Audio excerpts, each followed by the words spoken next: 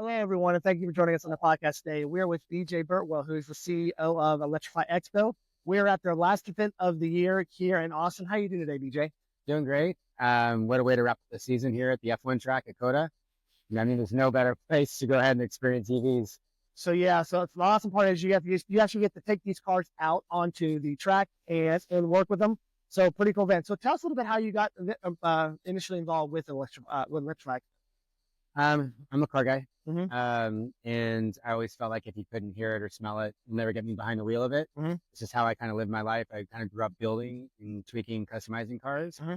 So I had my mind made up about EVs before I even drove one. And then I drove one, and I had my light switch moment, and it was full on aha moment. And I'm like, hey, these cars a lot more fun than I thought. Yep. And my background is in producing large live events and festivals and concerts. So that's what we're in the business of doing. And I really felt like people have to experience these vehicles in order to really get it and have their light bulb moment. And that was really the birth of Electrify Expo, was to provide those experiences for people so that whether they're skeptical or they're curious, that they can have their own experiences and decide whether or not electric is right for them. Gotcha. And how many years have y'all been doing Electrify? We're a young company. We've been around for 3.5 years. Oh, okay.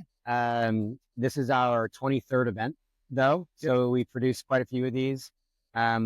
Like you said, we're an 8-stop schedule this year. Next year will be an 8-stop schedule. We're swapping in a couple new markets for next year and looking forward to doing it all over again.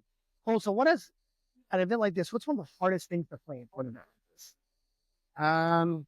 Well, it's somewhat, most of it's templatized. Okay. So it feels like a big circus. Yep. That you just plant in each festival. But each venue is its own footprint. Yep. It's its own dimensions. Mm-hmm.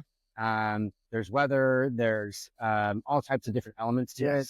So, we've ironed out a lot of those wrinkles, and that has allowed us to be at a point now where we feel we can start scaling faster. So I think, the hardest part right now, there is a big transition happening with the type of consumer that's coming in. Mm-hmm.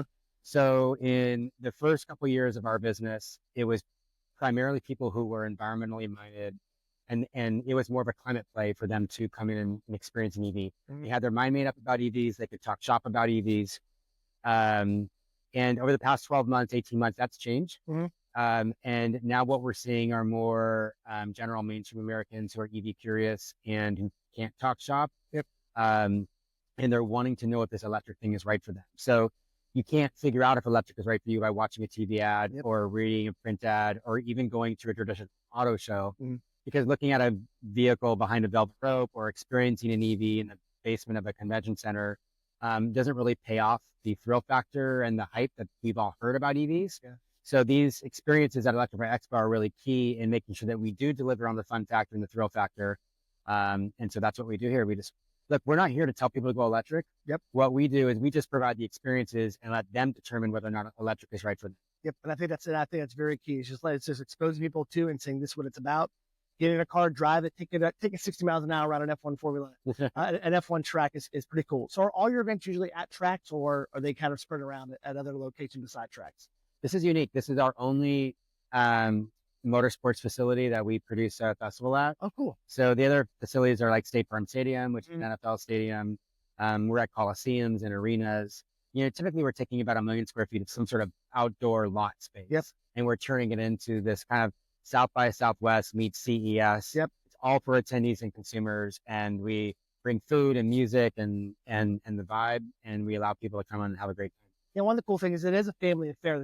There's events for kids, kids out there, all little, powered power wheels and things like that. So it is a family event, which I didn't know. This is my first year coming. I didn't know. My son was like, I want to come. I was like, I know now it's a family event. So next time we're bringing the whole family. I got 3 kids. I got 3 boys. And I know how my boys can influence me. Yeah. So the Kid Zone is actually a really powerful part of the show because it's not just those products. There's kids' electric stability bikes. Tesla brought their Cyber Quad and their Cybertruck for kids.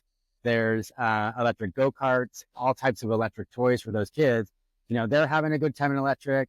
They're watching their kids having a good time. There's all this other stuff to see. All of a sudden, you'll find dad taking an e-bike ride, and mom looking at a new Kia EV9. All of a sudden, boom, they've gone electric. That's one thing we try to tell people, about electric vehicles is like, it's the next generation. Like if you go ask kids in elementary, middle school what they want, I want a Tesla, I want a Cybertruck, I want a Rivian. That's what they want. They're not saying I want, gas powered cars from us, but they're saying I want an EV. So I can see that moving forward. So how hard is it to put these events on? In what way? Because I mean, logistic wise, how hard? Logistically, it's an animal. Yeah. Yeah, it's an animal. There's a lot of moving parts. There's a lot of experiences. There's a lot of liability. There's a lot of exhibitors. A lot of forms you got to fill to do a test drive. Yes. Yeah. There are. And, which is good. Would you want that? So yes. But regardless of how challenging or difficult something is, if you can develop a process for it and the process works, like those challenges go away, and then you're presented either with new challenges or new opportunities. And so we, the first year was obviously, you saw us at our worst. If you ever came to our festivals in 2021 and you saw us at our worst, because we were still figuring out how to make the burger. Like we didn't know how to make it. So we were, testing everything out, trying it out. Now our 23rd event in, irregardless of whether or not we're in, Chicago or Dallas or New York, or of the facility, regardless of the facility, it's like, no, we got this down. Yeah, you couldn't pick a better facility. And we're sitting here in a room overlooking a racetrack here, and being able to take cars 60 miles an hour around curves and things like that on the racetrack is really cool too. So any final thoughts? I know you can say anything about Electrify Expo for next year because you haven't released anything. Just what are some things you're kind of looking forward to next year with the Expo? I'll tell you, I'm looking forward to going to Dallas and Chicago. Okay. Those are two new markets for us. It's a little closer drive for us. That's even. Oh, really? Good. Yeah, I'm looking forward to doing that. Those are two new markets for us. The way that we pick markets is we just lay a big old heat map on top of the U.S. and we look at EV registration data and just kind of determine, what parts of the country are showing the most interest in EVs. And then we talk to our automakers and auto manufacturers, and we see if our data lines up with their data. And then we put that together and we determine, okay, these are our 8 markets. So, LA is a monster of. Yeah, I bet you it is. And we had to move our venue from where we were at the Long Beach Convention Center. We took up all the space and we've maxed it out. So now we're moving to the Port of LA. San Francisco is a huge show. We're on the bay there in Alameda on a couple of runways. So this thing turned from this like small little turned into a beast now. Well, it's not a grassroots show anymore because, originally it was like really about EV enthusiasts, and now it's just more about broader EV adoption. And so these festivals have grown and are continuing to grow. Ford is doing like these off-road experiences. And we did that Expo. That was fun. Yes, it was fun. So you have Ford doing that. You have, you'll have Hyundai doing a thrill ride experience. You'll have Volvo coming out. They'll do a safe driving academy, all in EV. So there's all these different experiences that are wrapped into this footprint. So there's definitely something, fun for everyone to do. DJ, thank you so much for joining us today. We look forward to coming back next year when you're in Dallas. And once again, thank you all for joining us. If you need something to do next year, check your calendar when they release the date soon and head to one of these events. You won't be disappointed. Thanks, y'all.